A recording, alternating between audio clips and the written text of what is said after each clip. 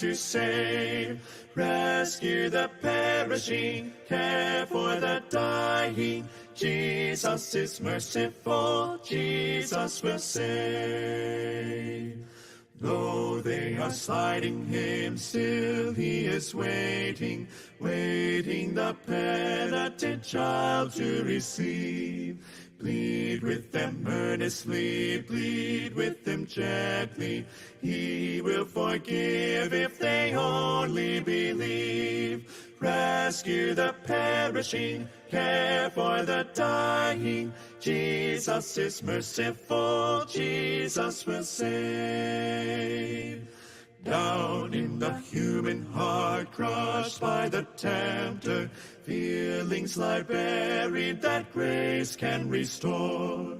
Touched by a loving heart, wakened by kindness, chords that were broken will vibrate once more. Rescue the perishing, care for the dying. Jesus is merciful, Jesus will save. Rescue the perishing, duty demands it. Strength for thy labor the Lord will provide. Back to the narrow way, patiently win them. Tell the poor wanderer a Savior has died. Rescue the perishing, care for the dying. Jesus is merciful, Jesus will save. Rescue the perishing, care for the dying. Jesus is merciful, Jesus will save.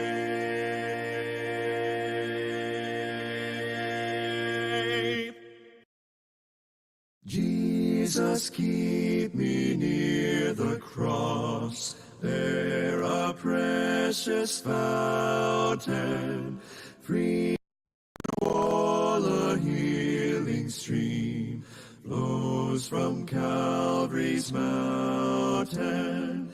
In the cross be my glory ever, till my raptured soul shall find rest beyond the river. Near the cross a trembling soul, love and mercy found me.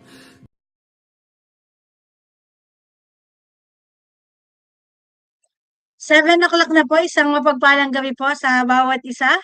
Sa iba maulan, ano po, kakatapos lang ng malakas na ulan. Welcome po sa ating Hope Meeting Virtual. Palagi pong kagalakan na kayo ay makasama namin. Ako po si Ate Cheryl, ang inyong lingkod. Halina po sabay-sabay po nating tunghayan, isang oras na may awit, patotoo at mensahe ang hatid ng ating gawain. Purihin po ang Panginoon, palagi po rin po tayong nagkakaroon ng bisita, kahit pa isa, dalawa. Kaya salamat po sa ating mga kapatid na walang sawang nagsasend ng link para ibahagi sa inyong mga mahal sa buhay, kakilala, katrabaho, o classmates. Kaya kung kayo po ay bisita tonight, kung kayo po ay mahahamon at mapapagpala sa inyong mapapakinggan, makiisa rin po kayo sa pag-send ng ating link upang mas marami pa ang makapakinig ng mabuting balita na hatid ng ating Hope Meeting. Maaari nyo rin pong mabalikan ang ating mga nagdaang gawain. Meron po tayong Facebook group. Ang pangalan po niyan ay Safer Hope Meetings Group. Yan. Kung kayo po hindi pa kabilang, pwede po kayong mag-join. At kung kayo po ay may mga katanungan, pwede rin po kayong mag-comment doon, magtanong. Even your prayer request, kagalakan din po na isama namin kayo sa aming mga pananalangin. At meron po tayong breakout sessions na ginagawa kung kayo po ay hindi nagmamadali na umalis sa link after po ng ating gawain, edi kayo po ay makipag-sharing time. Palagi po tayo nagsisimula sa pagbasa ng kanyang mga salita. Sabi po sa aklat ng Hebreo, Kabanatang 6, mga talatang 18 hanggang 19, hindi nagbabago at hindi man lang nagsisinungaling ang Diyos. Kaya tayong nakatagpo ng kanyang kalinga ay panatag ang loob na umaasa sa mga pangako niya. Ang pag-asang ito ang siyang matibay at matatag na angkla ng ating buhay. Purihin ang Panginoon sa kanyang mga salita at hindi po nakaabot ang ating brother Joel Millares. Ano po, wala pa rin siya kasi naipit po sa traffic. Ipagpaumanhin po ninyo sa ngalan po ng Missions Department. Kagalakan po na kayo ay laging makasama at makabahagi sa ating mga gawain at ang inyong suporta sa mga gawaing pangmisyon. Ang inyong pag-iimbita ay isang kagalakan at kalakasan sa ating Missions Department. Ayan, at ano nga po ba yung Hope Meeting? Bakit nga po ba tayo nagkakaroon ng ganitong gawain? Hope po stands for Household Opportunities, Presentation, and Experience. At ang Safer Hope Meeting po ay una, naglalayon na maibalita ang makapangyarihang pagkilos at mensahe ng Panginoon sa komunidad. Ikalawa, maibahagi ang galak na nadarama dahil lamang po sa biyaya ng ating Panginoon. At ikatlo, layunin po nito na mahamon ng bawat isa na tumugon sa Panginoon at makibahagi sa buhay na may pagpapahalaga sa Kanya at sa Kanyang kalooban. Kaya wala po kaming ibang dalangin, kundi ang bawat isa sa inyo ay mahamon ngayong gabi.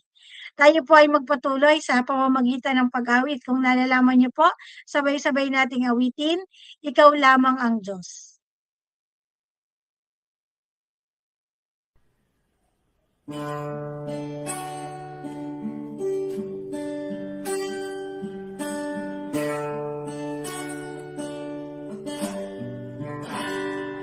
Pupurihin kita, aawitan kita, itataas ang ngalan mo. Pagkat walang ibang Diyos na katulad mo, ikaw lang ang daan, ikaw lang ang may akda ng buhay, ikaw lang liwanag sa pananaw, ikaw lang ang kapayapaan, ikaw lang nangakong di mawalay, ikaw lamang ang Diyos.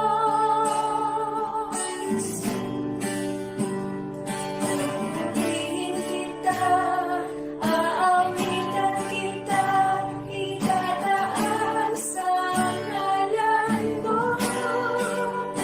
Pagkat walang ibang Diyos na katulad mo, ikaw lang ang daan, ikaw lang ang may akda ng buhay, ikaw lang liwanag sa pananaw, ikaw lang ang kapayapaan, ikaw lang nangakong di mawalay, ikaw lamang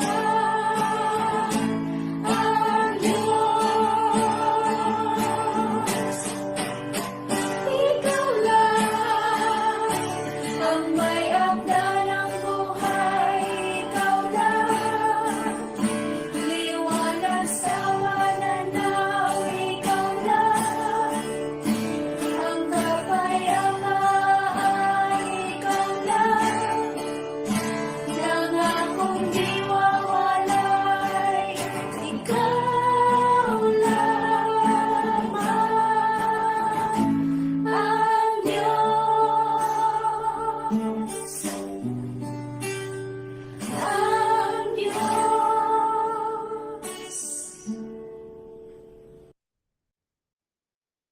Amen. Salamat sa magandang mensahe ng awit. Nag-iisa ang ating makapangyarihang Diyos, marapat nating itaas at parangalan ng kanyang dakilang pangalan. Ngayon po ay makakapakinig tayo ng patotoo. Pakinggan natin ang patotoo ng isang kapatid kung paano niya naranasan ang pag-ibig at kabutihan ng ating Panginoon sa kanyang buhay. Sis Rin Motin at susundan ng handog na awit ni Sis Dayan Herosan.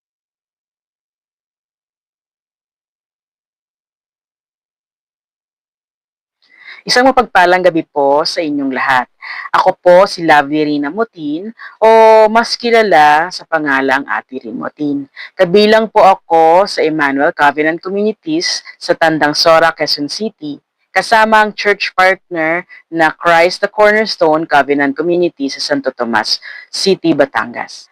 Kami po ay naniniwala at naninindigan sa katotohanang may Diyos na manlilikha at may karapatan sa ating buhay, na siya ay Diyos na nagsasalita at nagpapakilala sa mga tao. At ang kanyang salita ay makapangyarihan.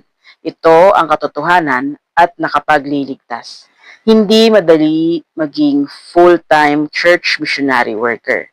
Marami akong mga negatibong komento naririnig dahil sa tumugon ako sa pagkatawag sa Panginoon bilang full-time na manggagawa sa aming komunidad.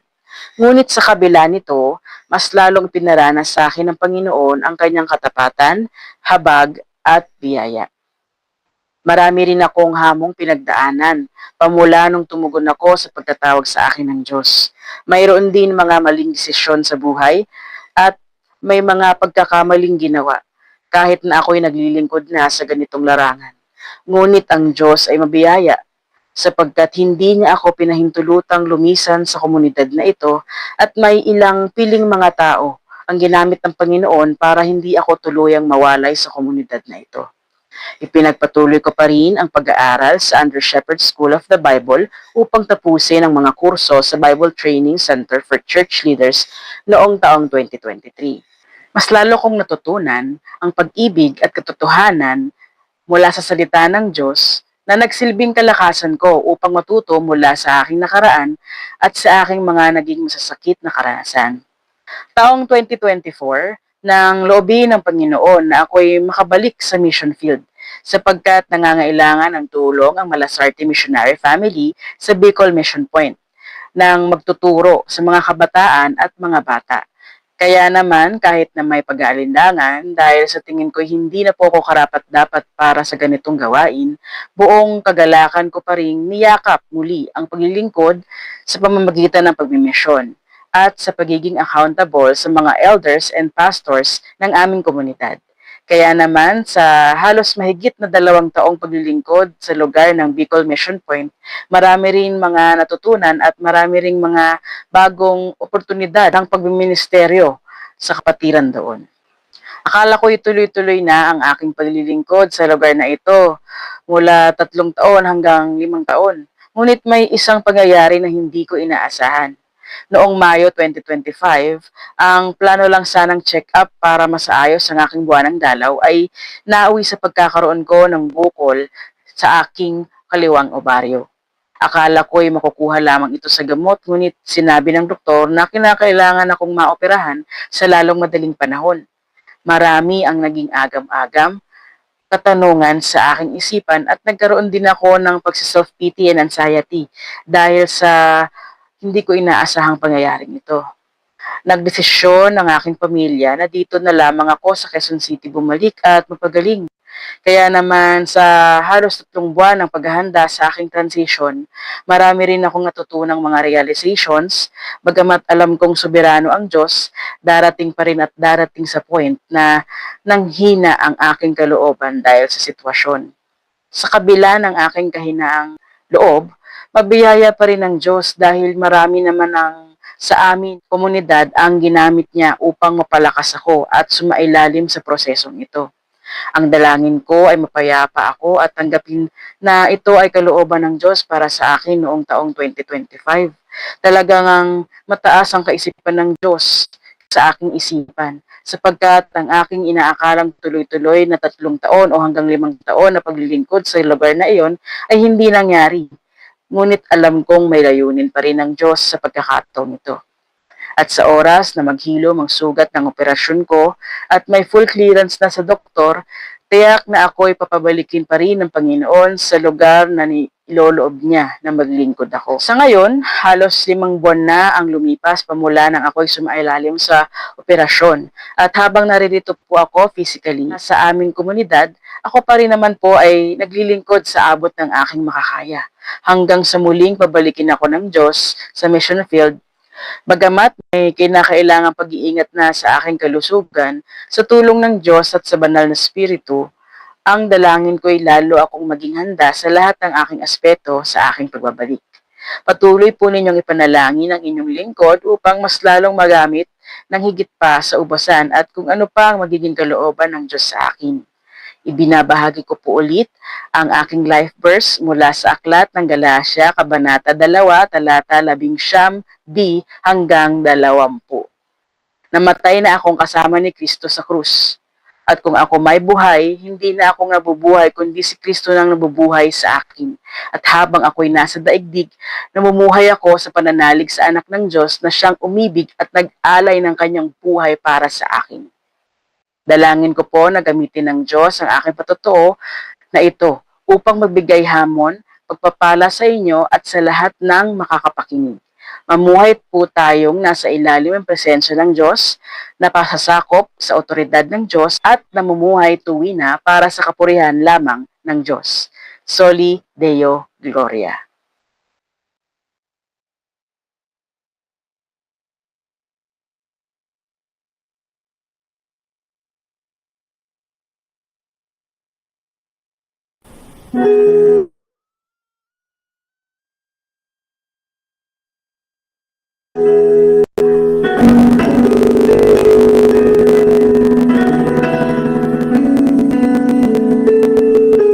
The mystery of the cross I cannot comprehend. The agonies of Calvary. You, the perfect Holy One, crushed yourself, who drank the bitter cup reserved for me. Your blood has washed away my sin. Jesus, thank you. The Father's wrath completely satisfied. Jesus, thank you. Once your enemy, now seated at your table. Jesus, thank you.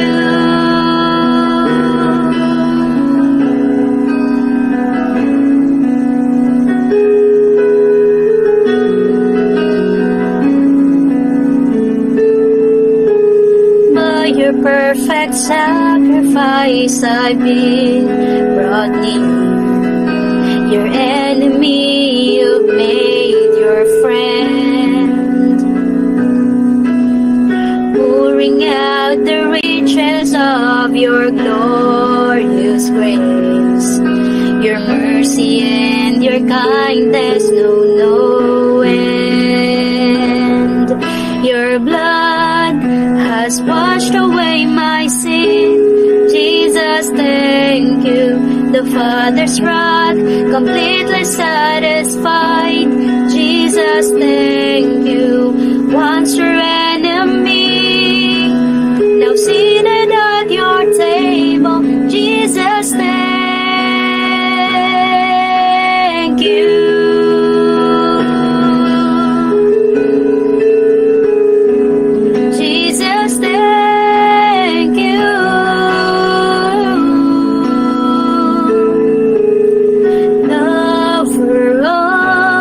My soul, I want to live for you. Lover of my soul, I want to live for you. Lover of my soul,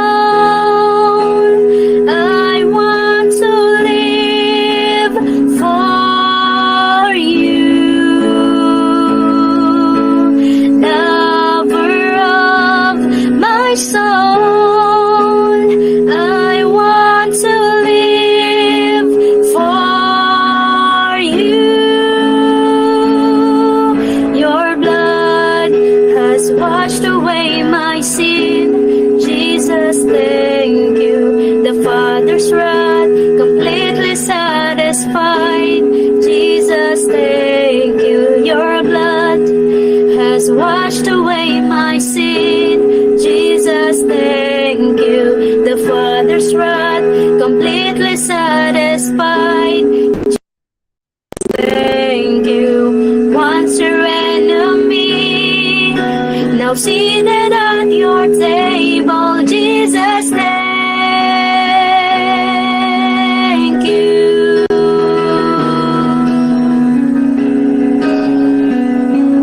Jesus, thank you.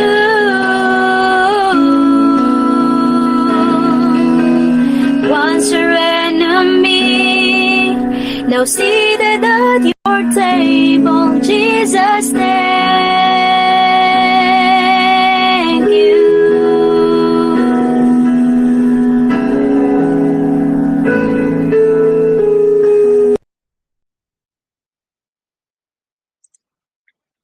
Amen. Maraming salamat sa ating mga kapatid, kay Ate Linlin sa kanyang buhay at patotoo, tunay na nakakahamon sa kabila ng maraming pagsubok na nararanasan. Sa Panginoon, sa ating soberanong Diyos ay nananatili.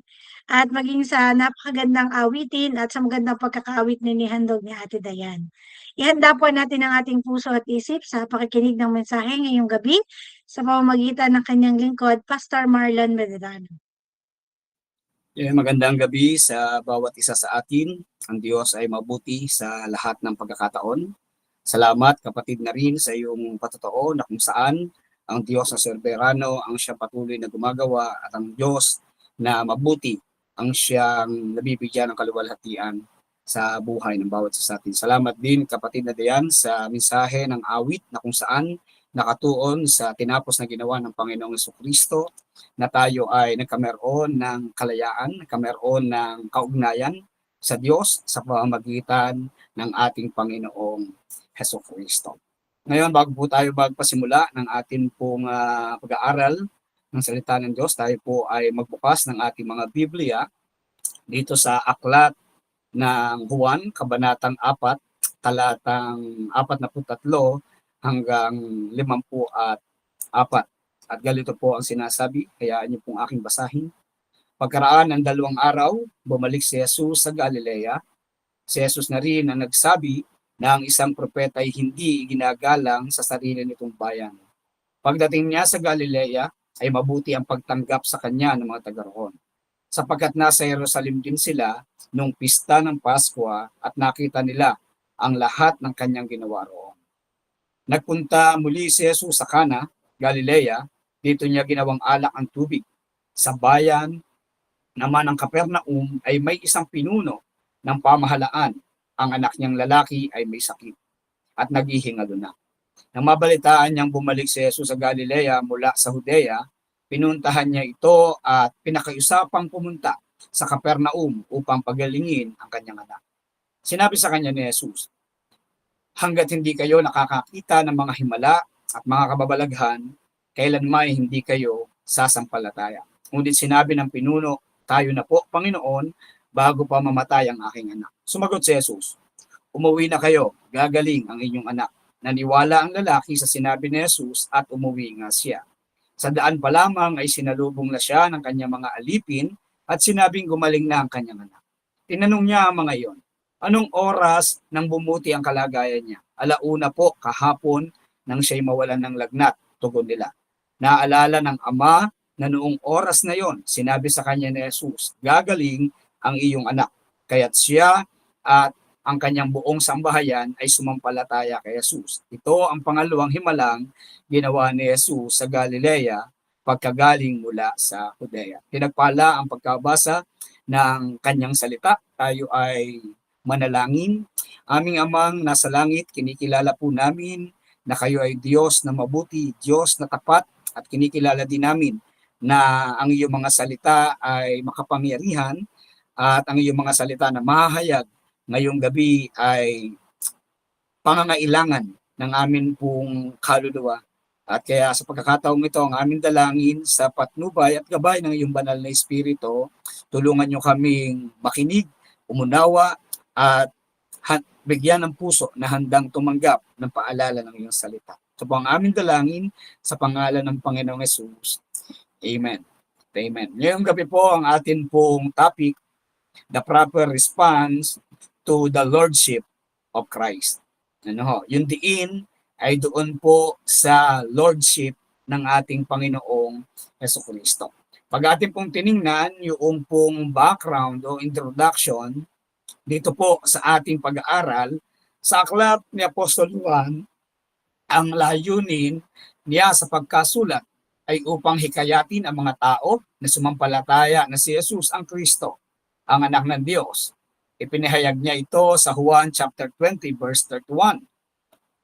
Kung saan sinabi niya, magsisisampalataya na si Jesus ay ang Kristo, ang anak ng Diyos. At sa inyong pagsampalataya ay magkakaroon kayo ng buhay sa kanyang pangalan. Kaya ang layunin ng aklat ni Apostol Juan ay hindi lamang magbigay impormasyon tungkol kay Jesus, kundi pati na rin hikayatin ang mga tao na magkaroon ng pananampalataya sa Kanya.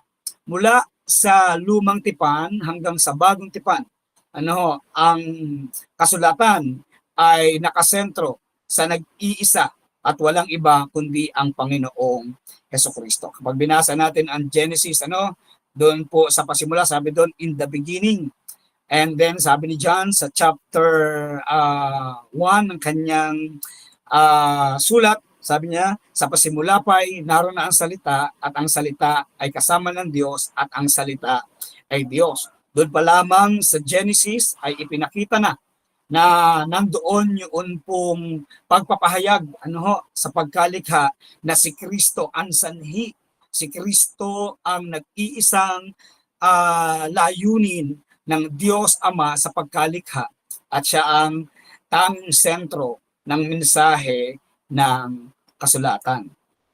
Pag tinignan po natin ngayong gabi ang thesis ng ating pag-aaral, si Jesus bilang Panginoon ay nararapat panampalatayanan, sambahin at paglingkuran. At ang tanong na ating sasagutin, what are the proper response to the Lordship of Christ? Number 1, makikita natin yung pong katotohanan na sinasabi dito, come to Him with a humble heart. Tingnan natin yung storya dito sa ating binasa. Sa talatang 46 and 47, makikita natin ang mga talatang ito na nagsabing nagpunta muli si Jesus sa Cana, Galilea. Dito niya ginawang alak ang tubig. Sa bayan naman ng Capernaum ay may isang pinuno ng pamahalaan na ang anak niyang lalaki ay naghihingalo. Nang mabalitaan niya na bumalik si Jesus sa Galilea mula sa Judea, pinuntahan niya ito at pinakiusapang pumunta sa Capernaum upang pagaling ang kanyang anak. Marahil noong pinuno ng pamahalaan na ito na ang Panginoong Jesucristo ay Diyos na gumawa ng himala. Nabalitaan niya marahil yung ginawang himala ng Panginoong Jesucristo na yung tubig doon sa templo ay ginawang alak at nahayag yung kadakilaan ng Panginoong Jesucristo at lumaganap yung bali-balita patungkol sa Panginoong Jesucristo. At sa kanyang pagbabalik doon ay nandoon din naman yung pinunong ito ng pamahalaan na mayroong pangangailangan. Sa pagkakataong iyon, yung kanyang anak na lalaki ay naghihingalo. Hindi naman sa pagkakataong iyon ay nandoon ang Panginoong Jesucristo at nung mabalitaan niya na ang Panginoong Jesucristo ay nandoon, pinuntahan niya ang Panginoong Jesucristo at sabi dito, pinakiusapang pumunta sa Capernaum. Sa anong dahilan? Para pagalingin yung kanyang anak. Sa dito pala makikita na natin yung paglapit noong pinuno, ito po ay nagpapakita ng kanyang kapakumbabaan. Dahil siya ay mataas yung kanyang katungkulan, hindi siya basta-basta pupunta. Dapat mag-uutos siya ng kanyang alipin o kanyang utusan para magsugo at sabihan ng Panginoong Jesucristo. Pero hindi niya yung ginawa, siya mismo ang nagpunta. Tanda ng kanyang pagpapakumbaba sa harapan ng Panginoong Jesucristo na meron siyang pangangailangan. Ang sabi ng Lucas chapter 18 verse 10 to 14 ay ganito, may dalawang lalaking pumasok sa templo upang manalangin. Ang isa ay Pariseo at ang isa naman ay maniningil ng buwis. Tumayo ang Pariseo at nanalangin ng ganito tungkol sa kanyang sarili. O Diyos, nagpapasalamat ako sa iyo sapagkat hindi ako katulad ng iba na mga magnanakaw, mandaraya, mangangalunya o kaya'y katulad ng maniningil ng buwis na ito. 2 beses akong nag-aayuno sa loob ng 1 linggo at nagbibigay rin ako ng 10 bahagi mula sa lahat ng aking kinita. Samantala, ang maniningil ng buwis na may nakatayo sa malayo at di man lang makatingin sa langit, dinadagukan ang kanyang dibdib at sinasabi, O Diyos, mahabag po kayo sa akin na isang makasalanan. Sinasabi ko sa inyo, ang lalaking iyon na umuwing pinatawad sa kanyang mga kasalanan. Ngunit ang una ay hindi, sapagkat ang sino mang nagmamataas ay ibababa at ang nagpapakumbaba ay itataas. Mga magulang at mga kapatid, napakahalaga na sa ating paglapit sa Panginoong Jesucristo, masumpungan yung pong ating kapakumbabaan. Wala po tayong may pagmamalaki, wala tayong kayang sabihin na mabuti sa atin sapagkat tayo likas ng mga makasalanan. Lahat tayo ay nagkakasala, lahat tayo mahina. Itinuring tayo ng Biblia na kahabag-habag dahil sa ating kasalanan. Pero dahil sa Panginoong Jesucristo, sa kanyang biyaya at sa kanyang kabutihan, makakalapit tayo at yung ating paglapit kinakailangan ng kapakumbabaan. Pangalawa, na tamang tugon sa pagiging Panginoon ng Panginoong Hesus sa ating mga buhay, honor Him as Lord. Napakahalaga yon, no? Yung paggalang at pagbibigay ng papuri, yung pagbibigay ng karangalan sa Kanya bilang Panginoon. Kasi ang sabi ng talatang 48 and 49, sinabi sa Kanya ni Jesus, hanggat hindi kayo nakakakita ng mga himala at mga kababalaghan, kailan may hindi kayo sumasampalataya. Pero ano sabi ng pinuno? Ngunit sinabi ng pinuno, tayo na po, Panginoon, bago pa mamatay ang aking anak. Makikita natin dito sa pananalita ng pinunong ito, yung pagkilala at pagbibigay galang sa Panginoong Jesucristo. Tinawag niyang tayo na po, Panginoon, bago mamatay ang aking anak. Pag tinignan natin ang 1 Peter chapter 3 verse 15, it says, but in your hearts honor Christ the Lord as holy, always being prepared to make a defense to anyone who asks you for a reason for the hope that is in you, yet do it with gentleness and respect. Yan po ay sa English Standard Version. So honoring Christ involves being ready to share the hope we live in Him while treating others with kindness and respect. So napakahalaga na sa ating pagkilala at pagpaparangal kay Kristo bilang Panginoon, nangangailangan din naman ng kahandaan na ating ibahagi ang Panginoong Jesucristo na siyang ating pag-asa na merong kabutihan at merong pagrespeto. So napakahalaga na yan ay ating ginagawa. Pangatlo, na proper response, sabi doon, revere Christ as Lord. Igalang si Kristo bilang Panginoon. Talatang 50-51, sumagot si Jesus, umuwi na kayo, gagaling ang iyong anak. So ang sabi dito, naniwala ang lalaki sa sinabi ni Jesus at umuwi nga siya. Sa daan pa lamang ay sinalubong na siya ng kanyang mga alipin at sinabing gumaling na ang kanyang anak. Dito ay makikita natin na nung sinabi ng Panginoong Jesucristo sa lalaki na umuwi ka na, nandoon yung paggalang, naroon yung pagrespeto ng lalaki sa sinabi ng Panginoong Jesucristo. At ang sabi dito, naniwala ang lalaki sa sinabi sa kanya ni Jesus. At ano yung naging epekto ng kanyang paniniwala? Verse 51, sabi dito, sa daan pa lamang ay sinalubong na siya ng kanyang mga alipin at sinabing gumaling ang kanyang anak. 1 Peter, yung binasa natin kanina, Sa NIV naman makikita natin, but in your hearts revere Christ as Lord. Always be prepared to give an answer to anyone who asks you to give the reason for the hope that you have. But do this with gentleness and respect. This verse encourages believers to honor Christ in their hearts and be ready to share their faith with respect and kindness. So napakahalaga sa ating pagpapatotoo, sa ating ding pag-share patungkol sa Panginoong Jesucristo, napakahalaga din noong pagbibigay ng respeto at paggalang sa napakadakilang pangalan ng Panginoong Jesucristo. Pang-apat, invest time with Him. Invest time with Him. Sabi ng talatang 46 and 47, nagpunta muli si Jesus sa Cana, Galilea, dito ginawang alak ang tubig. Sa bayan naman ng Capernaum ay may isang pinuno ng pamahalaan. Ang anak niyang lalaki ay may sakit na naghihingalo. Nang mabalitaan niyang bumalik si Jesus sa Galilea mula sa Judea, pinuntahan niya ito at pinakausapang pumunta sa Capernaum upang pagalingin ang kanyang anak. Dito pa lang makikita na natin na hindi nag-aksaya ng panahon yung pinuno ng pamahalaan, nag-invest siya ng time, naglaan siya ng time para makapunta personally sa Panginoong Jesucristo at nandoon yung kanyang paghiling. Naroon yung kanyang pakikiusap sa Panginoong Jesucristo na meron siyang kahilingan na pagalangin ang kanyang anak.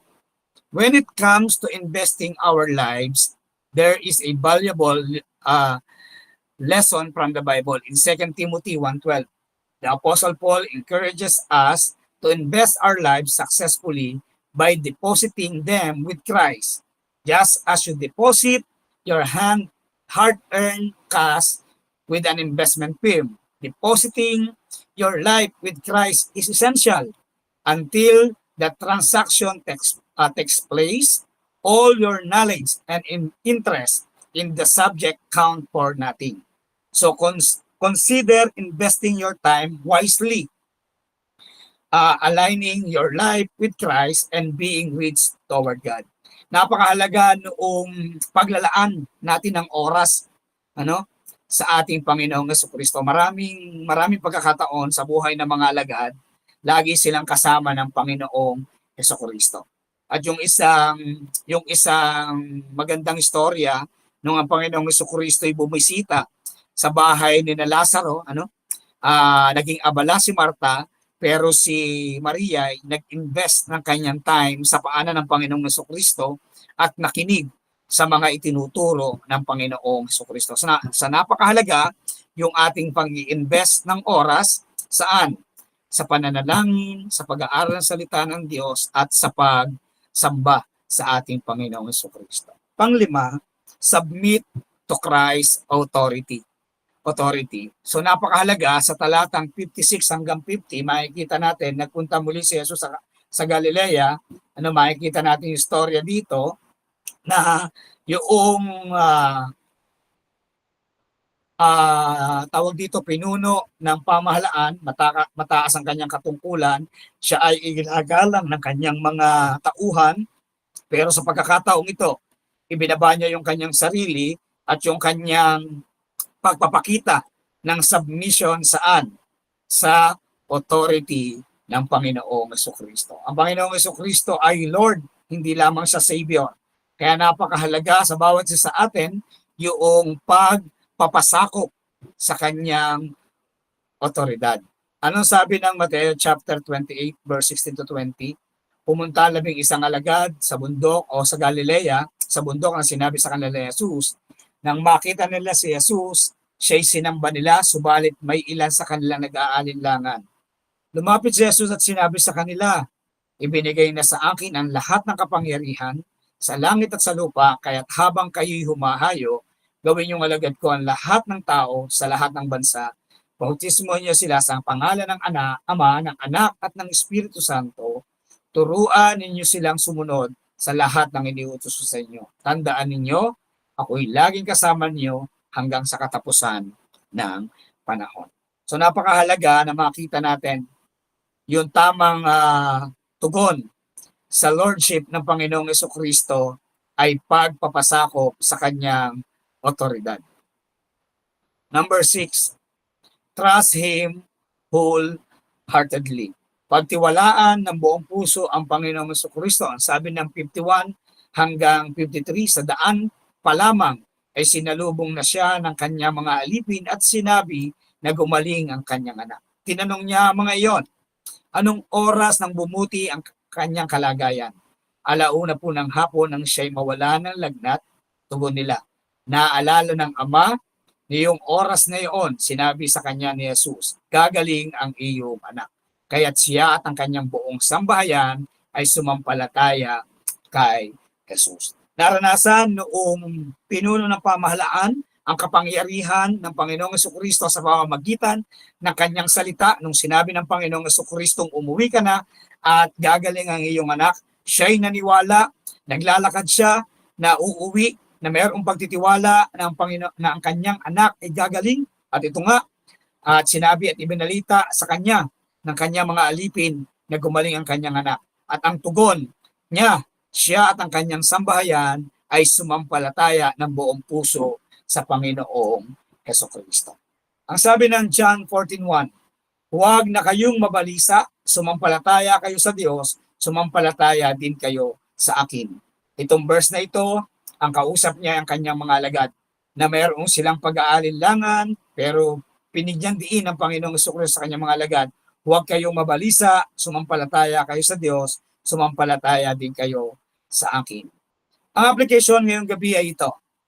Maliwanag ang tatlong bagay na ito na dapat nating tandaan. Si Jesus ay hindi nagtatangi. Lahat ng lumalapit sa Kanya ng may kapakumbabaan ay makasusumpong ng biyaya at habag ng Diyos. Hinding-hindi nagtatangi ang Panginoong Diyos. Sino mang lumapit ng mayroong pagpapakumbaba ay makakaranas ng habag at biyaya ng Diyos. Pangalawa, ang pagtugon ni Jesus sa ating mga panalangin o kahilingan ay naaayon sa kanyang kapamaraanan, kanyang oras at kanyang kalooban. Sa ating paglapit at sa ating pananalangin, hindi tayo nagdidikta sa Panginoong Jesucristo. Katulad noong pinuno ng pamahalaan, naroon ng kanyang pakikiusap, naroon ng kanyang pagpapasakop, naroon ng kanyang pagkilala sa pagiging Diyos ng Panginoong Jesucristo, naroon yung kanyang pagbibigay ng respeto sa otoridad ng Panginoong Jesucristo at yung kanyang kahilingan ay nakita natin na yung tugon ng Panginoong Jesucristo ay hindi naaayon doon sa kagustuhan noong pinuno ng pamahalaan, kundi ang tugon ng Panginoong Jesucristo ay naaayon sa kanyang kapamahalaan, naaayon ito sa kanyang kapangyarihan, naaayon ito sa kanyang oras, at naaayon ito sa kanyang kalooban. Pangatlo, si Jesus ay nananatiling Diyos ng mga himala noon, ngayon, at magpakailanman. Kung ang Panginoong Jesucristo ay nakapagpagaling noon, hanggang ngayon, kaya niya pa rin gumawa ng himala ng pagpapagaling sa bawat isa sa atin. Hindi limitado ang Panginoong Jesucristo. Kung sino siya noon, siya rin ay ngayon. At siya pa rin ang Diyos na in the future, siya pa rin yung Diyos na pangwalang hanggan. So ito yung tatlong katotohanan na po pwede nating makita ngayong gabi sa ating pag-aaral. Sabi ni C.S. Lewis, look for yourself and you will find loneliness and despair. Look for Christ and you will find Him in everything else. Kapag tayo tumingin sa ating mga limitasyon, sa ating sarili, makikita natin yung ating mga pagkukulang, makikita natin yung ating mga limitasyon, pero pag tayo tumingin sa ating Panginoong Jesucristo, makikita natin yung kanyang kapangyarihan, makikita natin yung kanyang kasapatan. Bakit? Sapagkat ang sabi ng Bible, tayo na mga sumampalataya sa Panginoong Jesucristo o tayo na binigyan ng grasya at habag ng Panginoong Jesucristo ay tumanggap ng lahat ng pagpapalang espiritual sa pamamagitan ng Panginoong Jesucristo. Sa Kanya ang papuri at pagluwalhati. Purihin ng Diyos at magagandang gabi sa bawat isa sa atin.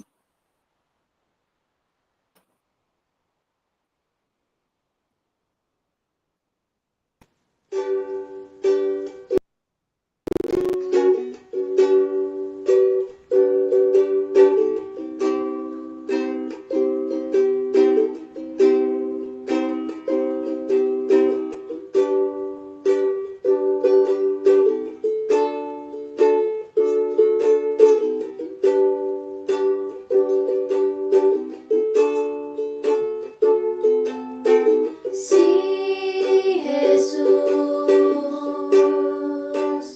Haring walang hanggan, Siya'y purihin, luwalhatiin, paglingkuran.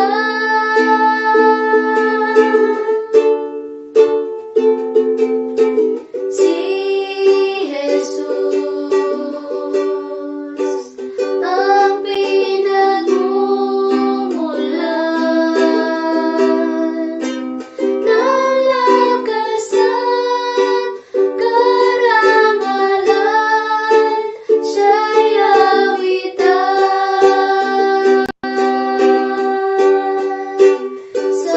Sambahin at itanghal Kanyang pangalan.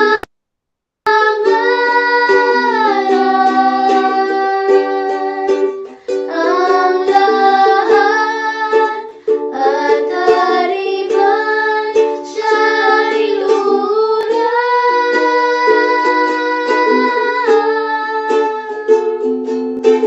Si Jesus,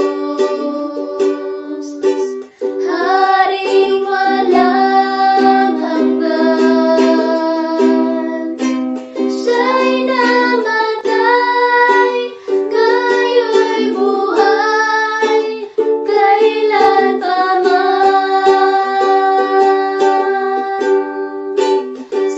Sambahin at itanghal Kanyang pangalan. Ang lahat at hariman Siya'y luran.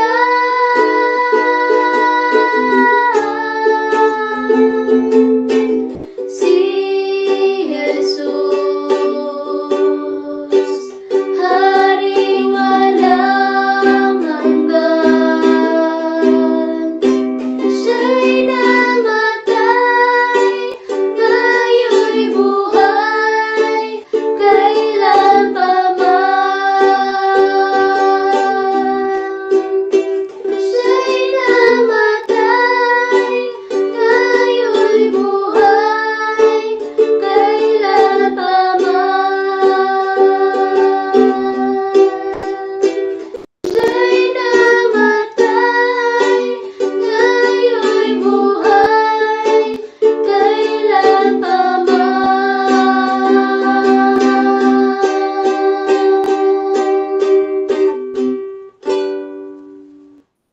Ay manalangin. Pinasasalamatan namin kayo, aming Ama, sa iyong kabutihan sa buhay ng bawat isa sa amin. Salamat sa pagkakaloob mo ng iyong bugtong na anak, ang Panginoong Jesucristo, upang ialay ang kanyang sarili at ihandog ang kanyang buhay at itinigis ang kanyang dugo upang kami na iyong mga tinawag at pinili ay magkaroon ng buhay na walang hanggan sa pamamagitan ng tinapos niyang gawa. Salamat po sa banal na Espiritu na sa amin ay patuloy na gumagawa at kumikilos. Salamat sa banal na Espiritu na sa amin ay nagtuturo, nagtutuwid at nagpapaalala ng lahat ng ginawa ng Panginoong Jesucristo. Ibinabalik namin sa iyo ang papuri at pasasalamat at pagluwalhati sa tanging pangalan ng Panginoong Jesus. Amen. Amen. Amen. Amen. Maraming salamat po, Pastor Marlon, sa mensahe ngayong gabi. At wala po kaming ibang dalangin kundi ang bawat isa na narito ay tunay na nahamon at masumpungan may katapatan na ibinabahagi ang mabuting balita. Ngayon po ay ang ating mga pasasalamat. Kung kayo po ay napagpala sa gawain ngayong gabi, malaya po kayo mag-unmute, mag-raise hand o kaya ay mag-message sa ating chat box at babasahin po namin. Nagpapasalamat po tayo sa ating mga kapatid na nagpagal at nagkaroon ng bahagi sa gawain ito. Salamat po kila Ate Rinrin, kay Dayan, kay Pastor Marlon sa C4M3 at sa bawat isa. Kung wala na po, inanyaya ko po na mag-turn on ang ating mga camera para po sa ating picture taking. Salamat din po sa mga kapatid natin na patuloy na nanonood sa ating Facebook Live. Sige po, hintayin natin na maka-turn on lahat.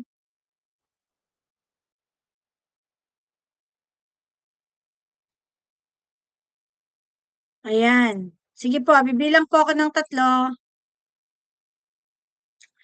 1, 2, 3. Isa pa po. 1, 2, 3. Maraming salamat po sa bawat isa. God bless po. Salamat Salamat. po. God bless din Magandang po sa bawat gabi. isa.